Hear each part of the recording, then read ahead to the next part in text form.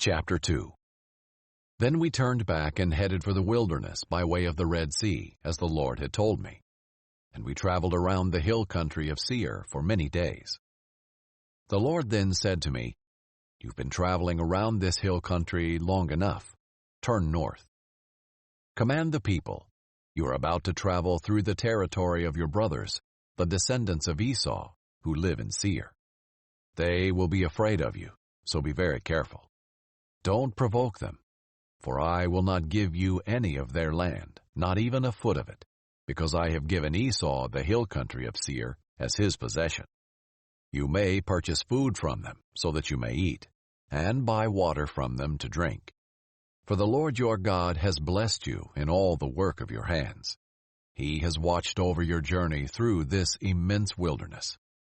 The Lord your God has been with you these past 40 years, and you have lacked nothing. So we bypassed our brothers, the descendants of Esau, who live in Seir. We turned away from the Arabah road and from Elath and Ezon Geber. We traveled along the road to the wilderness of Moab.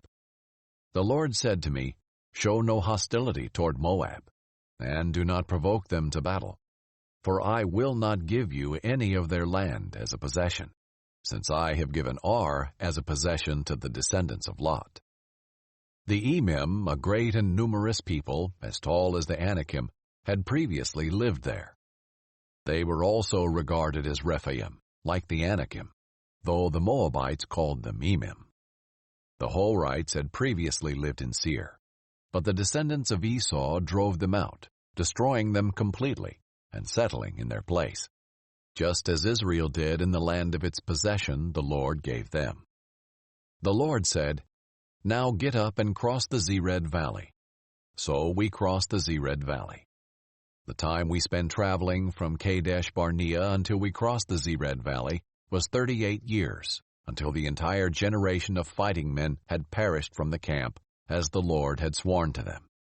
Indeed, the Lord's hand was against them, to eliminate them from the camp, until they had all perished. When all the fighting men had died among the people, the Lord spoke to me, "Today you are going to cross the border of Moab at Ar. When you get close to the Ammonites, don't show any hostility to them or provoke them, for I will not give you any of the Ammonites' land as a possession. I have given it as a possession to the descendants of Lot." This too used to be regarded as the land of the Rephaim. The Rephaim lived there previously, though the Ammonites called them Zamzummim, a great and numerous people, tall as the Anakim. The Lord destroyed the Rephaim at the advance of the Ammonites, so that they drove them out and settled in their place. This was just as he had done for the descendants of Esau who lived in Seir, when he destroyed the Horites before them. They drove them out and have lived in their place until now. The Caphtorim who came from Caphtor destroyed the Avim, who lived in villages as far as Gaza, and settled in their place. The Lord also said, "Get up, move out, and cross the Arnon Valley. See, I have handed the Amorites King Sihon of Heshbon and his land over to you.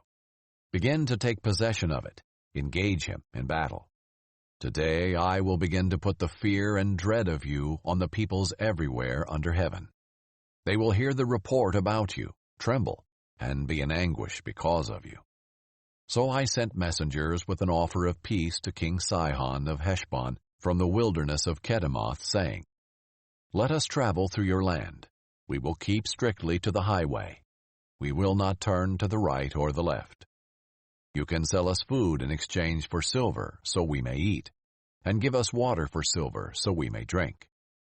Only let us travel through on foot, just as the descendants of Esau who live in Seir did for us, and the Moabites who live in Ar, until we cross the Jordan into the land the Lord our God is giving us."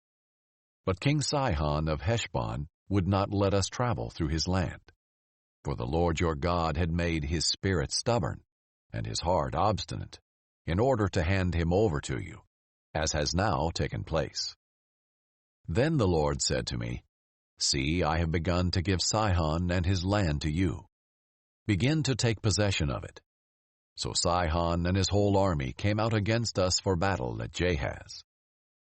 The Lord our God handed him over to us, and we defeated him, his sons, and his whole army. At that time we captured all his cities, and completely destroyed the people of every city, including the women and children. We left no survivors. We took only the livestock and the spoil from the cities we captured as plunder for ourselves. There was no city that was inaccessible to us, from Aroer on the rim of the Arnon Valley, along with the city in the valley, even as far as Gilead. The Lord our God gave everything to us, but you did not go near the Ammonites' land. All along the bank of the Jabbok River, the cities of the hill country, or any place that the Lord our God had forbidden.